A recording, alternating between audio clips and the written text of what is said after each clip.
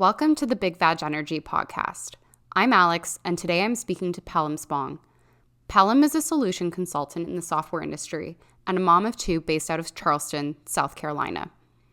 In 2005, Pelham moved from the United States to Paris at the age of 23 to find work. It was there where she was approached for a potential role as an executive assistant to the now infamous Mohammed Fayed. Fayed was an Egyptian billionaire businessman who owned the iconic Hôtel Ritz Paris, one of the world's most luxurious hotels, as well as Harrods, the famed luxury department store in London. He was also the owner of Fulham Football Club, a Premier League team based in West London. Fayed was also known for his close relationship with the British royal family, notably befriending Princess Diana, which eventually led to his son Dodi meeting her. Dodi and Diana became romantically involved, and both tragically died in a car crash in Paris in 1997. All this to say, Fayed was a powerful and extremely well-connected individual. Pelham's opportunity to work for Fayed unfolded into a sophisticated and well-rehearsed process of grooming, trafficking, sexual assault, and coercion. She is one of more than 400 victims of the business magnate who have come forward in what has been described as industrial-scale abuse and the worst case of corporate sexual abuse of women that the world has ever known. His abuse spans decades, reported as early as the 1970s, with victims as young as 13 years old, having taken place across all his organizations and properties in his business empire. He passed away in 2023 at the age of 94, but his death has opened a new chapter in a fight for justice. A warning before we start the interview, this conversation includes descriptions of sexual assault and violence, which some listeners may find distressing.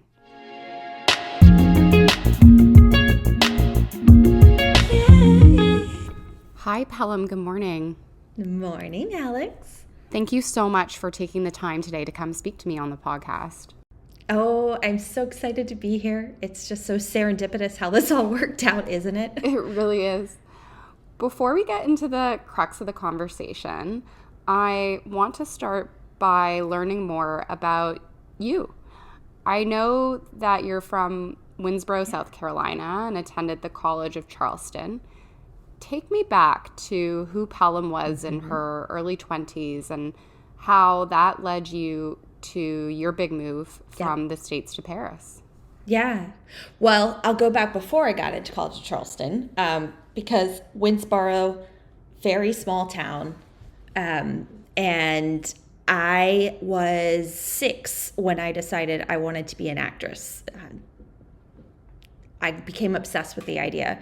And so I was hyper-focused on that. When I was a little girl, I used to stand outside on the farm hoping a car would drive by and a director would see me and say, oh, she looks like she should be in the movies, which is ludicrous now, but that's where I was. So when I was applying to colleges, I got into NYU's Tisch School of the Arts, which was, the only college I applied to. And then, they offered a scholarship, but it was just financially we couldn't make it happen. And so I decided to go to College of Charleston where I had a free ride. And as a consolation prize, told myself I could do a study abroad. So I started off as a theater major, and then added French so I could justify a year in Paris, which is what brought me to Paris. So I went over in, I got to look at my dates. I'll come back to that. But I went over for, the fall semester and the spring semester, met a tall, funny, incredibly good-looking Frenchman the very first night that I went out in the bars in Paris with my new room, or they weren't roommates, but my new building mates, and fell just head over heels in love. And so I ended up staying past my time there through the summer, and we were trying to figure out how I would be able to facilitate coming back. And when it was time to go home, I kind of crammed everything in at school to finish up early. So I graduated a semester early with my double major, just so I could move back to Paris. But we hit a snag, right? And that was that finding a visa was going to be impossible. So we ended up getting married kind of as this, we're going to get married just so that you can come over here. It's just paper. This is this is just so that, we can stick together. And as you can imagine at 21, how that might play out. It didn't work out so well, and we were just too young. I don't think it's advisable to get married if you're not actually in it on the same page. And so I was 23. We'd split up. I had a job. I was working as a bilingual secretary for a really nice law firm, an American law firm that had international offices all over. They were in fact, they were right next to the Plaza Athénée in Paris. And I was broke, very broke, trying to pay for the flat on my own. College debt was coming at me fast, and looking for a new job. So that's kind of bringing us to how this all began. Thank you for that background. I was also a theater major in college initially. I don't know if you knew that. I knew I liked you the moment I met you, though. I know, right? But yeah, I get it. Paris is an amazing city. I mean, who wouldn't get married to live there? Oh, well, yeah. And I mean, Frenchmen are beautiful. So, especially when you're 20.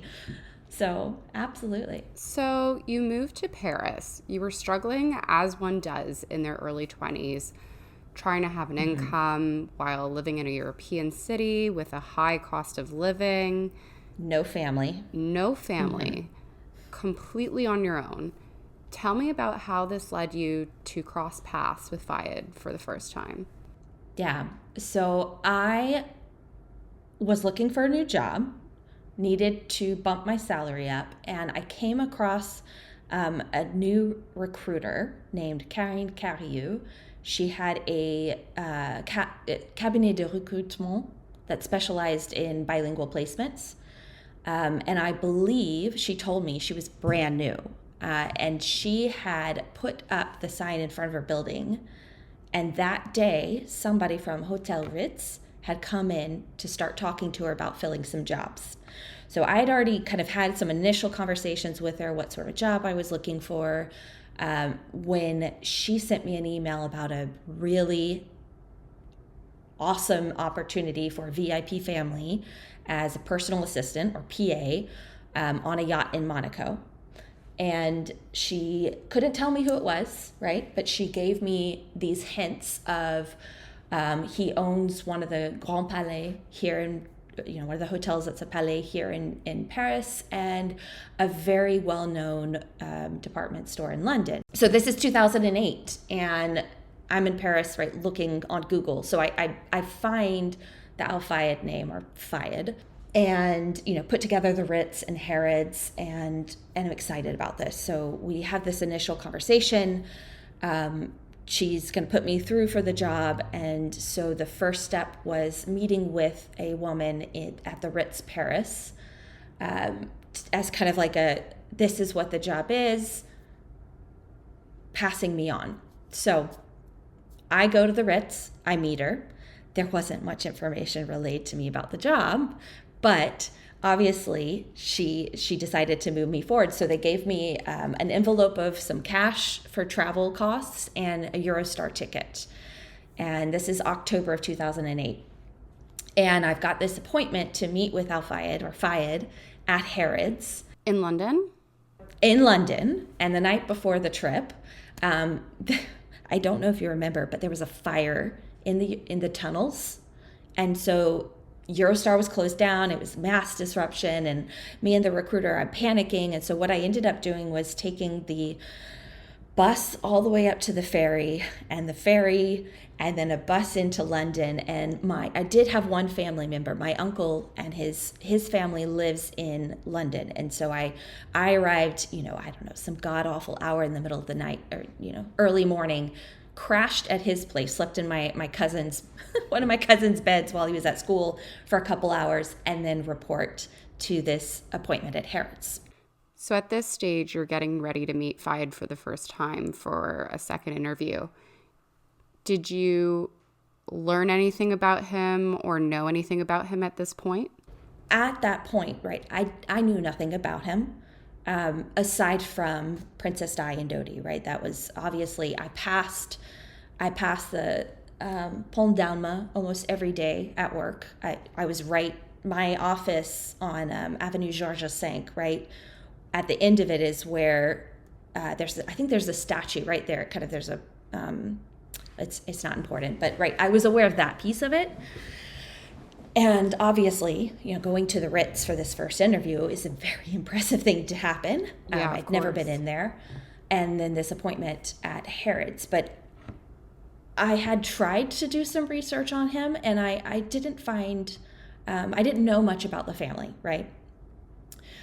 I knew nothing about reputation. There's just nothing that I could find. But the recruiter that I was working with did warn me at that first stage. She said, I've heard he has kind of a strange sense of humor, kind of makes crude jokes. And so I went into it kind of braced for, this is probably, okay, so I got to be, what's the right word? I'm going to pretend that I'm immune to that humor and show him that I've got thick skin and I can take it. So you're braced for this first interaction. How did that unfold? And what was your first impression of him? Well, you walk into the door where they told me I would go into, and I go up this escalator, there's security everywhere, and they take, it just goes up and up and up and up, and it's at the top, the chairman's office. And I was shown into, I think it must have been like a boardroom. And I mean, I'd never been into Harrods at that point, but it's a beautiful store. I mean, it's just amazing. The architecture, I mean, I don't think I'd ever been into a store. I mean, obviously living in Paris, there's other beautiful stores, but it was definitely awe-inspiring. And then I meet him, and he is, I won't say he was handsy right off the bat, but right, he came in, gave me the bees, which the French, and the double kiss on the cheeks, and sat me down, and I know this because I have this folder of papers where I had written my prep notes about why I'd be a good candidate for this job. And I'd written, I was just so eager to please. And I didn't use any of it because the questions he asked were, do you have a boyfriend?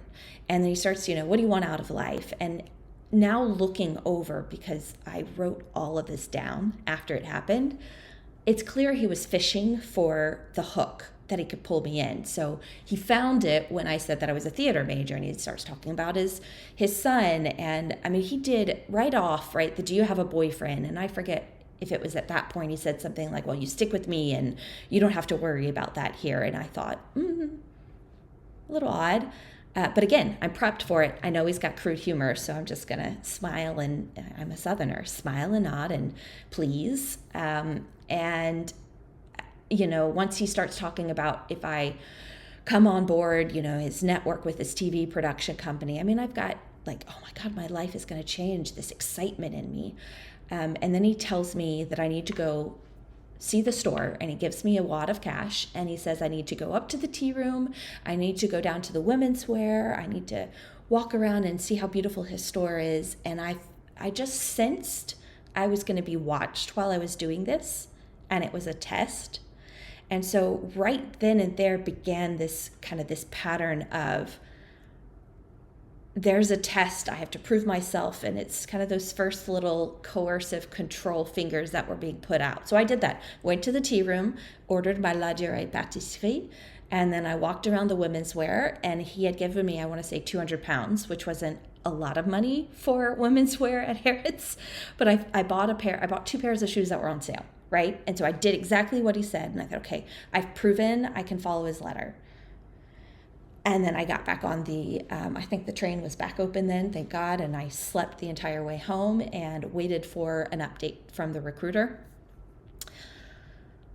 And it didn't come, and it didn't come, and it didn't come. And then I get a call from the Ritz again, and they say, Mr. Fayed isn't interested in you for the job for his brother on the yacht. He's actually interested in you being a PA for him at Harrods. And I'm like, whoa, this is excellent news. This is exciting.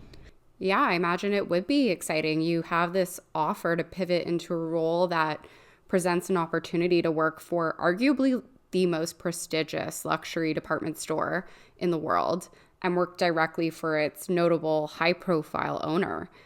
What were the next steps of that conversation? Looking back at my emails between the recruiter and I, right, when is this going to happen? What's going on, right? And there's a lot of back and forth. And then all of a sudden, in comes this email that says, Fayed's going to be in Paris again. He wants to meet with you to talk more about the role. And I go to the Ritz again, but it's Fashion Week in Paris. And I arrive and I'm pulled up to this, my memory is like it's kind of like a mezzanine space. It wasn't in his office, but I could see all the activity that was happening at the Ritz, and it is just a buzz. So apparently his daughter was debuting her fashion line that week. And so she's coming in and out, and I'm seeing all this like entourage and camera people, and I'm sitting there in this chair waiting for him to talk to me. And I remember this like, oh my God, my life's about to change. Like, stay cool, Pelham, stay cool. Like, I have to prove that I can behave, that I can mirror this environment, and that I belong here. And so, I go into this, finally they come out. Actually, he walked by with his son and his daughter and presents me to them. And then I get called in there. So, everything seems kosher, right? I just met his kids and go into this meeting with him, and he starts this pitch about how he sees a lot of potential in me, and there's a lot of great things that I can do for him. And he starts talking. I think at this stage he brought up a figure of $40K or something like that as a PA, and he says, but I have to get you to do a trial week. So you have to come and stay in London for a whole week and meet the different teams, and we'll provide your accommodations and everything. And I say, well, should I quit my job? He says, no, don't quit your job. You just got to figure it out. Tell me when you could figure it out to come for a week and make the arrangements with, I think her name was either Stephanie or Anna was the Ritz PA that I was working with at the time. And she'll take care of everything. And then he gave me €1,000, right? That was the most money I'd ever seen in cash, which I assumed was to get ready for this week-long trial. So, I took that and I booked my Eurostar. And first I went to the doctors, which in France, this was a common practice that I'd seen other secretaries do, where they're super stressed out and they say, the kind of anxiety's through the roof, and the doctor would just write a note and take him out of work for a week. And the first time I'd done that, but it felt like, and I felt uneasy doing it, right? Like, so it puts me in a vulnerable position. I've lied to my work to come to do this trial, but it's going to be worth it because my life's about to change. So as we approach the week that I've sort of make this arrangement, I'm getting these emails back, and I've kept them all from the Ritz about where I'm going to be staying, who I'm to meet when I get there, what the staff who's going to be on duty the Sunday night that I arrive, what the schedule is for my first day. I'm supposed to report, it was like 8 or 9 at Harrods for orientation, who to see, which entrance to use. And as I am traveling to London from Paris, my recruiter calls. She has just sent one other candidate before me. And I don't remember how she said it. She stayed very vague, but it was clearly a warning call. She said that the other candidate had experienced some things that would be unusual here, but maybe this is, I think she just kind of, maybe this is just how it's done in the UK or for VIP people. But she said, listen, there's a medical exam. Apparently he makes all of his employees do it. You don't have to participate, and if anything doesn't feel right, you don't have to do it. And clearly she's warning me. And she also says, if you feel unsafe or if you feel like something's right, just get on the train and come back. Don't worry about the cost. Like, I'll take care of it. Just come back. And that obviously had made me nervous. And I'd heard, I think my uncle reminded me too, that he had told me about an allegation that was made against Al Fayed.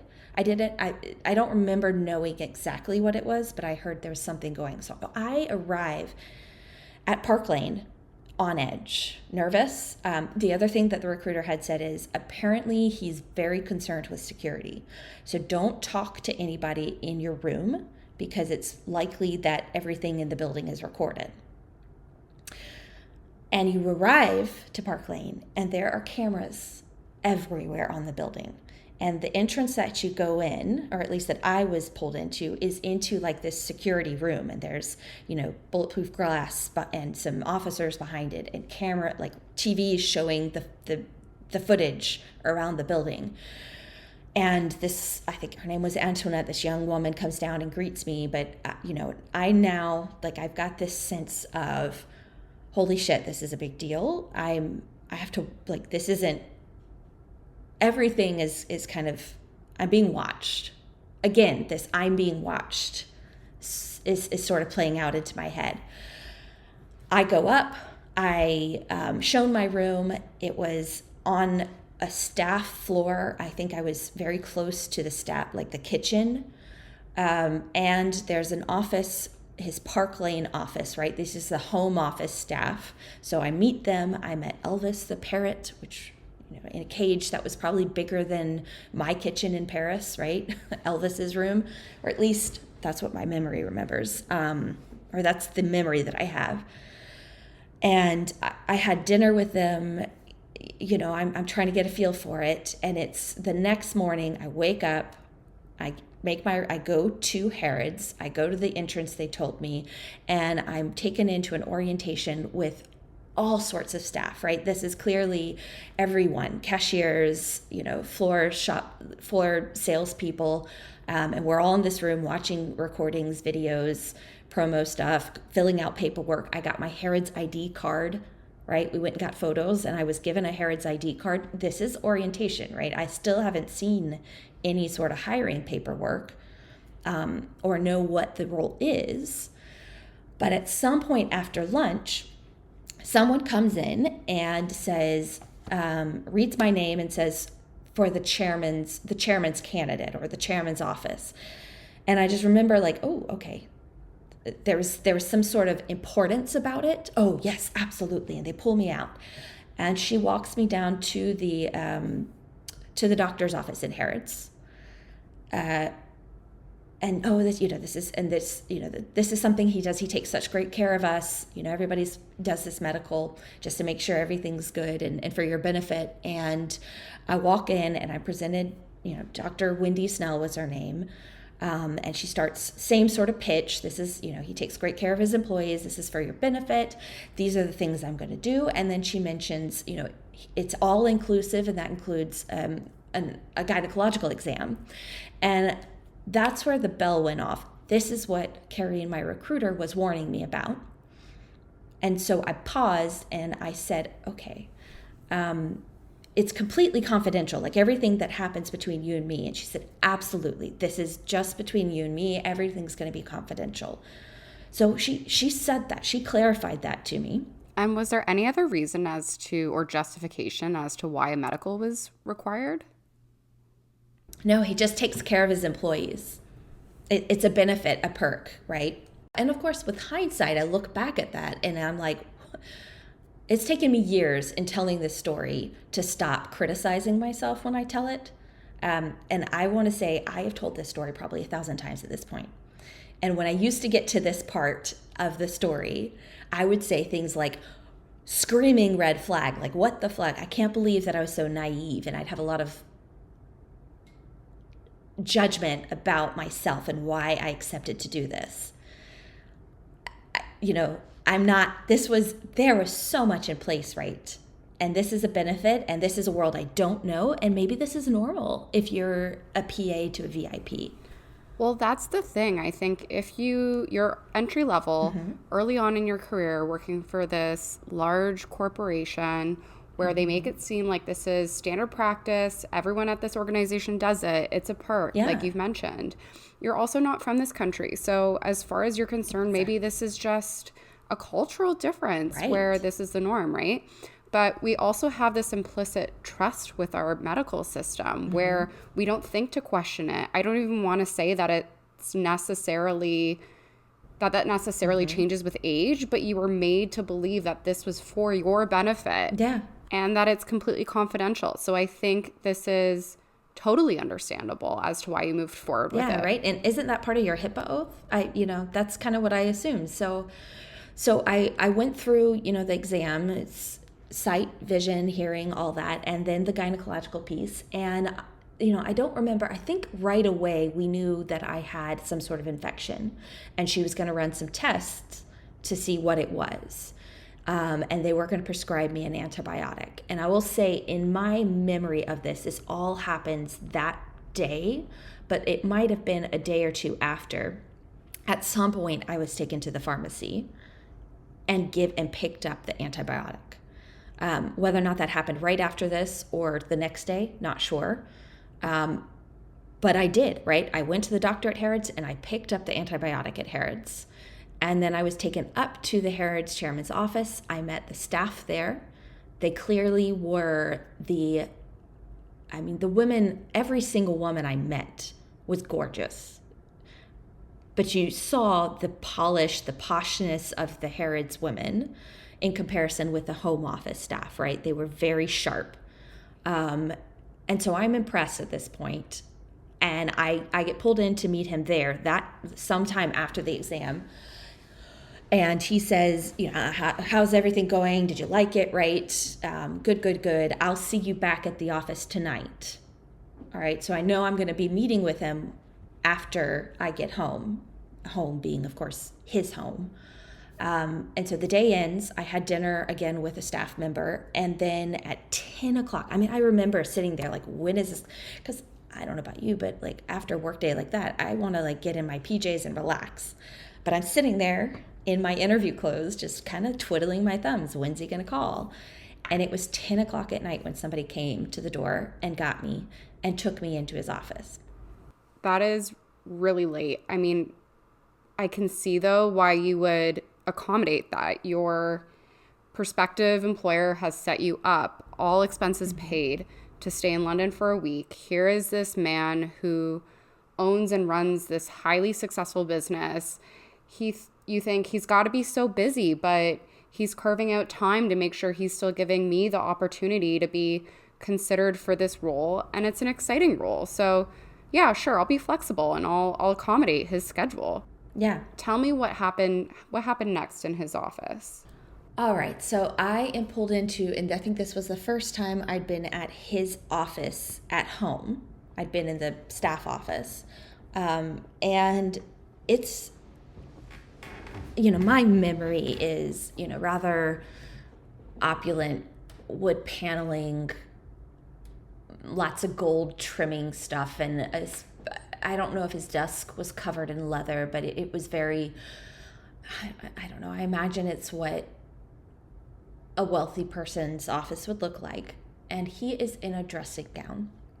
It was like some sort of silk dressing gown. It looked with like a cravat tucked into it. I remember the thought was, oh my God, he's dressed like Hugh Hefner. Gross. How ridiculous it was that this, at that point, I want to say he was in his 80s, Egyptian billionaire is sitting dressed like Hugh Hefner at 10 o'clock at night as I'm talking about my job. But again, he's busy, he's wealthy, he's a billionaire. I don't know, maybe this is how VIPs work. So he sits me down, he starts talking again. And so now we've had a couple times where he's brought up figures of what my salary would be. And he says something along the lines of, I see lots of potential, if you work for me, you'll make $50,000, you'll have an apartment, we pay for the apartment, you'll have a clothing budget at Harrods. When you travel, you'll, and this, he's talking about like the potential, if you stick with me, there'll be lots of opportunities. And he talks about, you met so-and-so today. I guess I'd met his personal attorney very briefly. I'm going to come back to this later. He's like, I sent her to law school. And he hands me this brochure for business school, which I kept for many, many years, but now I can't find. And he says, if you stick with me, you'll go far, basically. Yeah. You can be a PA at Harrods, but I see more in you. Selling you the dream. And he's saying, I see you. I see you. And we you have all this potential that we can harness together, and I will help elevate you in your career. And he also said at some point, the thing about boyfriends again, right? Like, no boyfriends. You don't need those. You'll have me. Again, this kind of like in between dream and oddness, and it's so confusing. But then as he's presenting this and kind of giving me this hook, he goes, we go to Monaco, we go to Paris, we go to New York, and when we travel, you'll have a relation with me. And it was like, the sound of like a record scratch. And I heard it and I went, whoa, what? And again, in my response was, oh, you're just joking. And he goes, no, I'm very serious. When we travel, you'll make love with me, or make love to me. And I just remember everything in my body kind of crashed, and like the feeling in my stomach, like just everything sunk down, and it's all starting to come together, and like I'm panicking. And the only thing I could think to say, which I've made fun of myself for saying this for years, but now know was brilliant, was, oh my gosh, I couldn't do that. I couldn't look my father in the eye if I did that. Thank you. It's such a nice offer, but I wouldn't be able to look my father in the eye. And then he kind of turned and was a little bullying. Oh, God gave you brains. God gave you beauty. Why would you not use them? And starts pitching again and getting more forceful in his language. And I mean, I think at that part I started shutting down. And at some point he told me to stand up and made me walk up to him. And then he wrapped his arms around me and he grabbed my face. Actually, he got me close to pull me right up to him. And then he puts his hands on my face, pulls my face to his, and kisses me on the mouth. And it lasted. Like, it wasn't just like a peck. It was an intimate kiss. And I mean, I'm frozen. I don't remember how I got back to my chair. I just know my body was in complete shock, and I'm terrified, and I can't talk. And he calls, I think her name was Brooke, calls her in and says, she's tired now, take her to her room. And I mean, it must have been written all over my face what just happened. It was definitely in my body. Like, I remember the interaction with her was sort of motherly, like kindness towards me.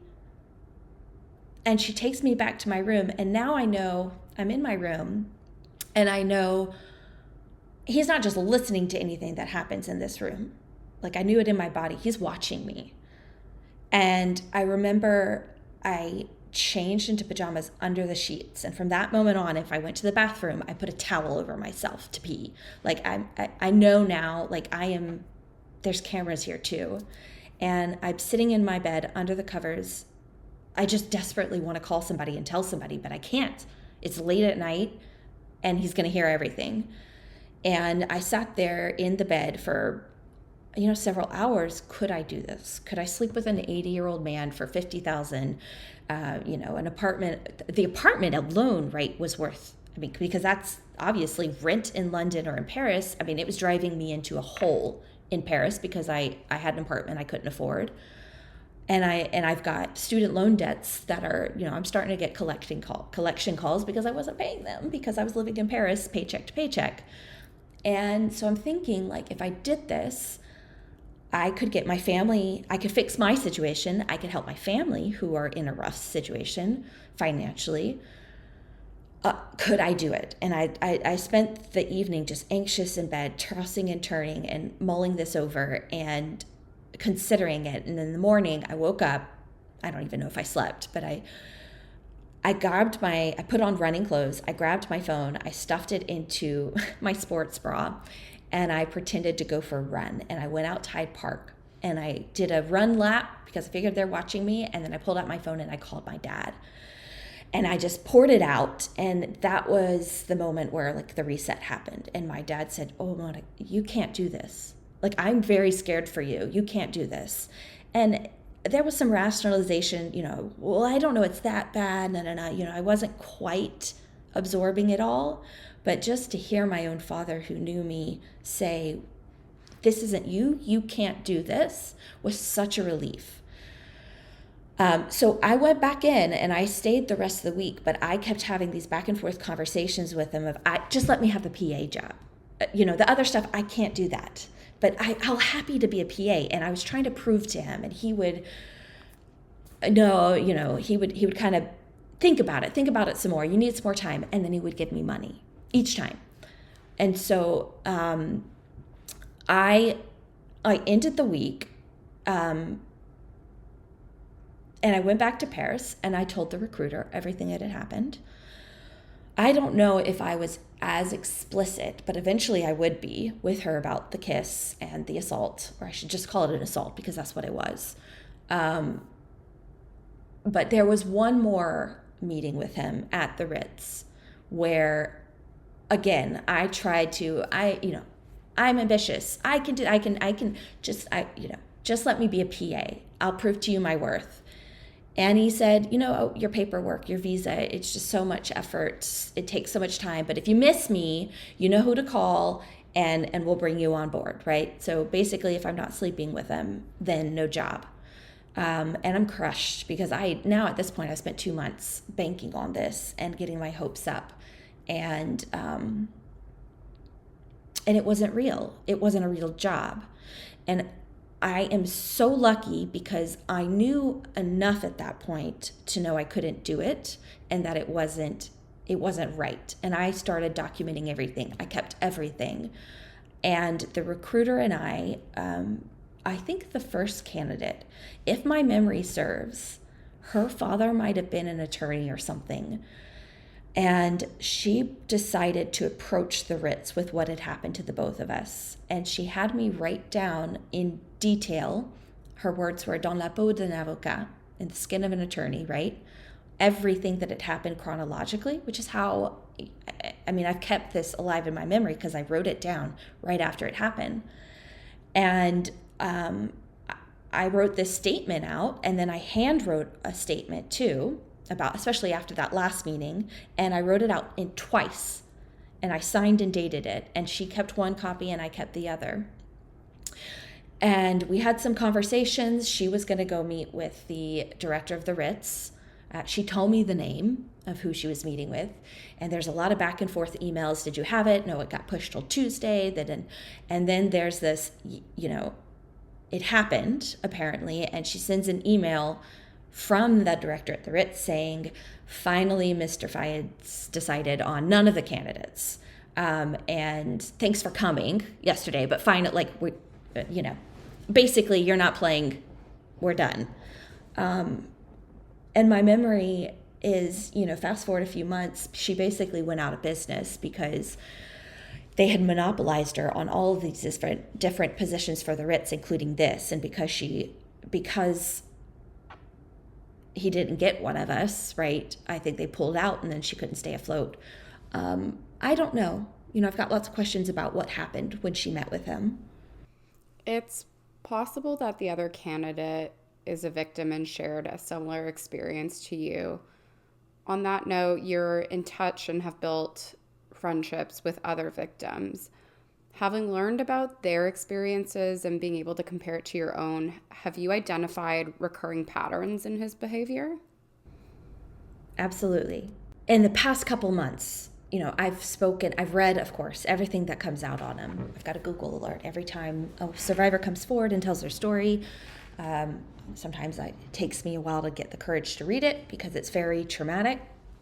And I've spoken personally now with several other survivors, but it's what I see in terms of pattern are a couple of things, right? The sexual trafficking of women. So the definition in Europe of sexual trafficking is the act of transporting people through force, deception, or coercion into conditions of exploitation and slavery.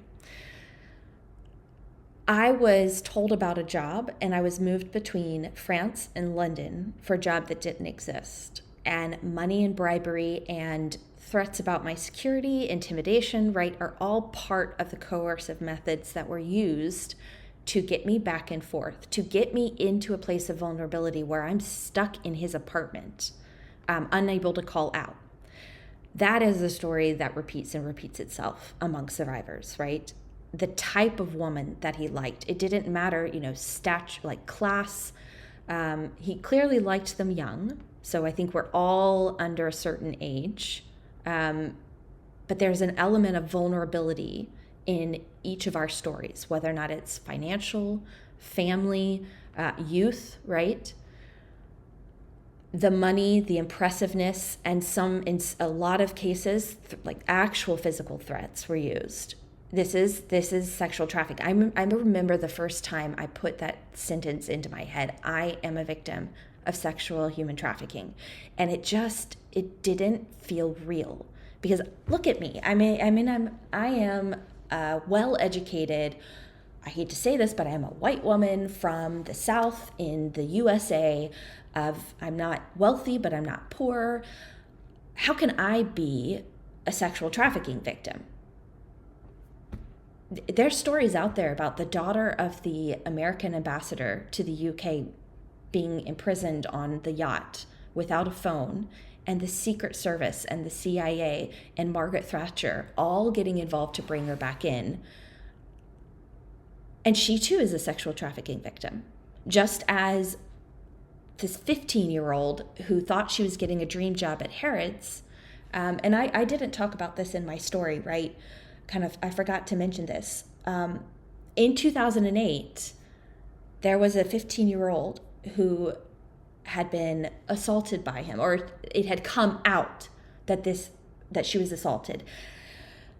It was leaked to the media while I was there. So the night after he assaults me, there's this complete flurry of panic in the office because he's going to be questioned by the Met. And this is where, the lawyers, everybody's involved. And I knew at that moment she wasn't lying. Of course, what's on the internet about it, and I'm reading, searching on his laptop, on his computers, right? I'm sure he could see my search history, is everybody's calling her a gold digger. The mother put her up to it, and very quickly, that I remember getting the courage up to ask the other women about this.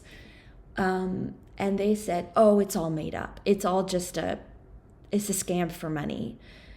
And I'm sitting there thinking, either I'm the only one this has happened to recently, and they really have no idea what he's like, or are they all lying, or are they all sleeping with him for the $50K in the apartment and the clothing budget? And so that was another element that you see repeated, right? This kind of self-doubt, the isolation that happens even once they're in there. But another pattern I see is an escalation of this behavior. So it seems like some of the early survivors, they were always working at one of his buildings, one of his, or their nanny or a tutor or something. As he got older, he got bolder. He didn't even wait for me to be stuck. He didn't wait to trap me. Getting me there for a week was enough. He made his move. He was upfront about it. Whereas I think before he would, it was this gradual sort of pulling them in, and then the assaults would start to escalate and happen. For me, he was bold enough to just go ahead and put it out there, knowing that I'm not going to do anything about it. I didn't have to sign an NDA, which was, I think, reckless on his behalf, right? Again, escalating. He just got away with this 15-year-old. Nobody chased me down for an NDA. Well, that's it. I think it's throwing caution to the wind. Sure, we could say it's age, but we now know that he's done this to hundreds of women. Hundreds and hundreds. Feels like he doesn't have to take any precautions and can be reckless and get away with it. He can. I looked at what happened to that 15-year-old. She was slut-shamed. And that was all the silence. That was all the warning I need, right? I remember going back. I lived on the East Saint-Louis at the time, and having these thoughts of, is somebody watching me here to see if I go to the police? And I discounted. I was like, that's okay, you're being paranoid, Pelham. But I had that fear. And I know that that fear was whether or not it was directly or indirectly put in my head, given to all the other victims, right? You hear the stories about threats. I know where your mom lives. There are other stories where the Met was actually involved in arresting a woman or several women for thievery, for stealing something. And it was all trumped up, right? So it's very clear my career can be destroyed, their careers can be destroyed, their lives can be destroyed, and in some cases, there's physical threats of violence made against them or their family members to control them. We will circle back to the silencing that happened and dig deeper into the Metropolitan Police in the UK, but I do want to bring it back a little bit to earlier in our conversation. So there was a pattern that many women have reported that they also underwent the OBGYN medical examination. Can you take me back, because you were talking about the confidentiality between you and the doctor? So tell me a bit more about this pattern with everyone's experience, but specifically also your own, as far as that confidentiality being broken. Yeah. I don't think I've spoken to one survivor or heard one survivor story that did not have an OBGYN exam.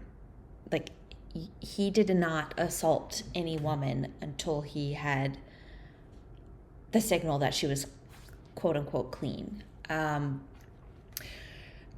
Some of them had it at Harrods. Some of them had it with, I think, the Harley Street doctor that is still alive. But all of them are passed through this exam.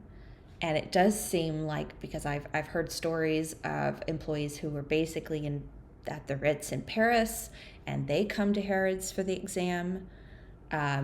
There's almost like a trafficking. All the women have to get through to this exam. I don't know if he had doctors elsewhere in other parts of the world, because he had properties all over the world. That very first initial conversation where he pulls me into his office and the assault happened, he had confronted me about the STI. But I looked back at my old notes, right? And it actually was a couple days later, he pulls me back into his office. And this was another kind of piece of the story that was so shocking. And he asked me, did I get the medicine? Did I take care of it? It's important that I take care of my body. And he specifically brings up the antibiotic that his doctor had prescribed and that I'd filled at his pharmacy. And it was at that moment that I realized that it was a complete lie when she said it was confidential, right? Because she gave him the results. So I've heard this story told by other survivors as well, where an STI essentially saved them from rape. And I think back in the earlier survivor stories, I've heard them say that he told me to wash it out with Detrol, which I guess is like a bleach product. Wow. And then take some medicine. And this directive is coming from him. It's not even from a medical professional. Yeah. I mean, sexual cleanliness was, and the only purpose of this exam was to get those test results to him, to know whether or not he was putting himself at risk if he assaulted them. That's the only logical explanation. And the fact that he would bring up the results and he would call it out to these women and then give them medicine or tell them to go rinse it out. I mean, there's no other reason for that. In certain countries too, the fact that the true reason of that exam was not disclosed makes it a sexual assault. And so not only was he assaulting them, but to go to a doctor that you trust, to have them do an invasive gynecological exam. I don't know about you, but I hate pap smears already enough as it is. But then to have that information relayed to the man, a billionaire who is in control of your career. And, usually by the time you've realized this, also your personal safety, and to have that information relayed to him. I mean, that is the totality of that experience was humiliating, embarrassing. And it was yet another piece of coercive control. And he often would let these survivors know that he knew what the results were. So he's signaling to them, nothing, you're not safe, right? Like, I've got you under my thumb. Absolutely. This exam is one of his many manipulation tactics to exert control. I know for you it was positioned as a work benefit, but I've also read that for other victims, it was positioned as a requirement due to one of his sons being immunocompromised. So they had to get this medical to make sure that the son wouldn't be at risk of some sort of exposure of something. And in another victim's case, the OBGYN appointment was used as a means to try and get her to leave her relationship by telling her that she was at risk of an STD if she continued to stay in her relationship. I mean, the scale of his coercion and manipulation is just, it's astronomical. It's staggering. But if we want to talk about patterns too, one thing that was shocking to me, so I got a letter from that doctor outlining my, all the test results. I got all the different test results with her like signature, time and date stamped on it, and I saved it all these years. And in that BBC documentary that came out, there's a woman who reads a line off of that letter from Dr. Wendy Snell, and it is verbatim. I think there's 3 words that have been interchanged with words that are specific to me, but the sentence, it's like the whole paragraph is exactly the same, copy and pasted. So the pattern, right? copy and paste. Wow, that's so awful. Some other patterns that struck me when I was reviewing other people's experiences with Fayed was that he often wore that silk dressing gown that you were describing, whether that was in his own property or I believe even instances in his office, if I'm not mistaken. But outside of that, this whole notion and feeling of being under surveillance, being watched, that was something a lot of women had experienced, and it occurred across all his properties, not just the Park Lane residences where you were, but equally in Paris. Oxted or Paris. Yeah, exactly. There seems to be this theme of security, this really high security level that you were describing your experience, where it's not even just cameras, but it's a security team and people feeling like they're trapped and imprisoned on his property, and that feeling very justified, even more solidified by the fact that he would have all the locks in the bathrooms and the bedrooms removed. So if they wanted any kind of privacy, it didn't exist. If they needed to escape from him, that wasn't possible, and the isolation was further heightened if they were on his properties where you needed access to a vehicle to leave, but also by the fact that his security personnel would not help and knew what was occurring. And in some of the earlier stories, you hear, I think it was probably worse. I had a cell phone. I didn't dare pick it up and make a phone call because I knew something, I knew the room had to be bugged in some form or fashion. But you hear, and I'm going to refer back to this Daily Mail article about Melissa, the daughter of that ambassador, right? This pre-cell phone, when she was abducted and taken from London, and eventually to, I can't recall if it was Monaco or Saint-Tropez, but where the yacht was stationed, she had no way of calling. And she couldn't pick up the phone, right? The phone, it's bugged there. Plus, I think you might have actually, I don't recall if in her story she mentioned she didn't even have access to a phone, but she couldn't have called. So a theme too is taking women from somewhere they feel safe, right? If they lived in London, taking them to Villa Windsor, where they're now relying on this person for their transportation. They don't have access to communication methods. There are security guards escorting them the entire time. And I've also heard women talking about their documentation being removed from them. So no passports. Their means of escape being withheld. And again, these are stories that I've heard firsthand or read about that have already been reported on. But yeah, the pattern of isolating them, putting, and to call out to, now I didn't know this at the time, but most of his security officers, he really liked hiring from the police forces. And so they're imposing men, and they know they have an authority to them, right? Their practice in portraying that authority. So yeah, there's stories out there too about, the security guys showing up at somebody's apartment and saying, we know where your parents live. Being pretty explicit about what would happen if they came forward. And then of course the other pattern, often they would present women with an NDA, even before they were in a position to know they would need the ability to break it. The NDA would be put in front of them right away. The calculated and strategic manipulation and control tactics are just beyond. It's so unfathomable what they were doing here. But I'm going to pause this for now. We are going to continue the conversation in a follow-on episode because there's so much more to discuss and unpack, including your experience with reporting what happened to you. I just want to say thank you so much for joining me today and for your openness and for your vulnerability. We'll pick this conversation back up next week.